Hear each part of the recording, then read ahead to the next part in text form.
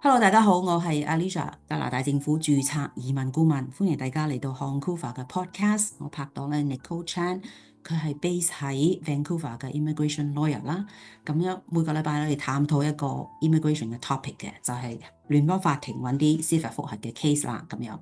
嗱，呢個唔係呢個 advice，咁你覺得自己有 case 需要 Nicole private consultation 嘅，請你 PM 我哋。我哋翻個 case 呢個 case 咧就係關於一個 PR application 咁 refuse 咗，因為咧嗰個申請人咧佢申請 study permit 嘅時候咧佢做學生，跟住就用呢個 under provincial nominee program 申請 PR 嘅，咁但係佢申請學生簽證嘅時候咧個 letter of acceptance 咧就係假嘅。咁因為呢個 case 咧，咁IRCC 就發現咗refuse 咗個 PR application 嘅，加埋個 A40添咁樣，咁佢就申請司法覆核嗰個 PR application 嘅，咁呢個法庭咧就唔批佢嗰個司法覆核嘅。Nicole 請你解釋下點解啊OK，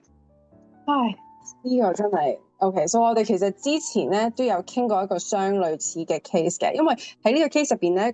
個申請人咧就話：哦，你之前我個讀書簽證咧，我其實已經退咗學㗎啦，我 withdraw 咗㗎啦，我以為個學校咧會通知 IRCC，然後 IRCC 咧就會即係停止我個讀書簽證個 application 嘅，但係咧結果咧 IRCC 就 send 咗 PFL 俾佢。咁佢又冇睇到個 PFL，咁就結果個讀書簽證咧就 refuse 咗啊嘛。咁佢就話第二就係咧，我就 access 唔到我個 GCK account，因為 IRCC 個網站咧係有啲 technical 嘅問題嘅，咁所以點解我就睇唔到個 PFL？咁個法官就話：OK，咁你有冇證據你係 try to access？即係可能你有冇問 IRCC？攞 technical support， 你有冇 reset 你個 account？ 即係你有好多嘢可以做噶嘛，咁樣咁就佢就冇 show 到呢啲 evidence，咁所以個法官咧就話 OK，咁你呢個咧我哋就即係就唔覺得你呢度係有一個問題咯，咁樣係啦。因為我哋之前有傾過 case 咧，嗰個人係完全冇 access 佢個 GCK account 噶嘛，佢連個 password login 都唔知。全部啲嘢都喺佢個 consultant 度啊嘛，呢個唔係嘅，呢個係個申請人咧係有自己有 account 嘅，不過佢就話佢 access 唔到啫，係啦，咁所以呢個分別咧個法官就話 OK，咁呢個咧我唔 buy 啦，即係我覺得咧你呢個係有問題嘅，所以個immigration officer refuse 咧係啱嘅，